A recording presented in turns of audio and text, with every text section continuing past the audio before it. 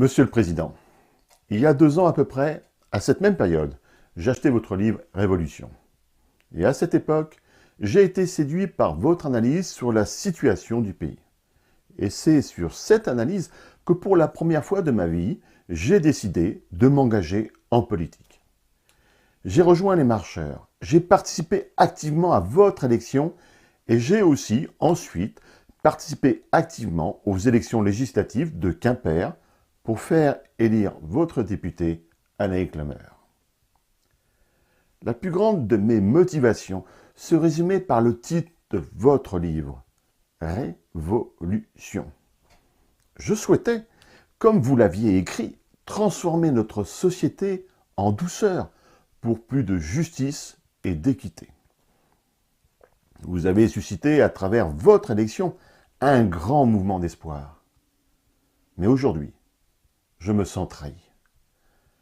Trahi par le parti de La République En Marche, qui du moins en Finistère, n'a pas su répondre à l'engouement de ses adhérents et qui a sombré dans les vieilles habitudes de copinage ex-socialiste.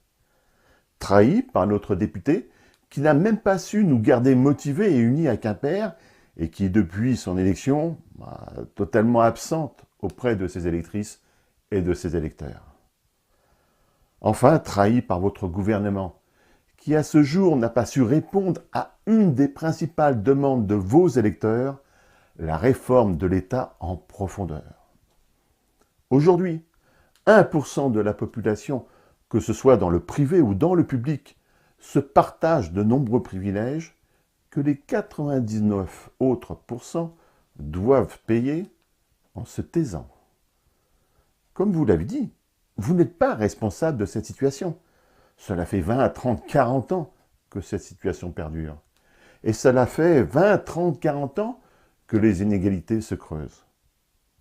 Aujourd'hui, une taxe de plus a fait déborder le vase. Mais cette taxe sur le carburant ne saurait masquer le mécontentement qui gronde dans notre pays. Il ne s'agit pas d'opposer les habitants des territoires à ceux des zones urbaines, car si c'est bien les Français des territoires qui bloquent aujourd'hui le pays, je ne suis pas sûr que les habitants des métropoles qui s'entassent 1 à 2 heures par jour dans les transports en commun soient plus heureux qu'eux.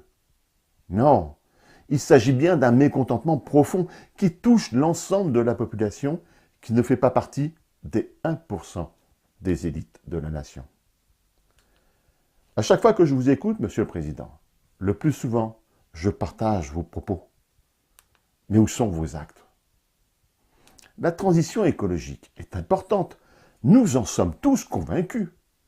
Mais quand on nous fait passer une taxe pour écologique, alors qu'elle n'est votée qu'une grande partie que pour boucher le trou de l'État, les citoyens se sentent trahis.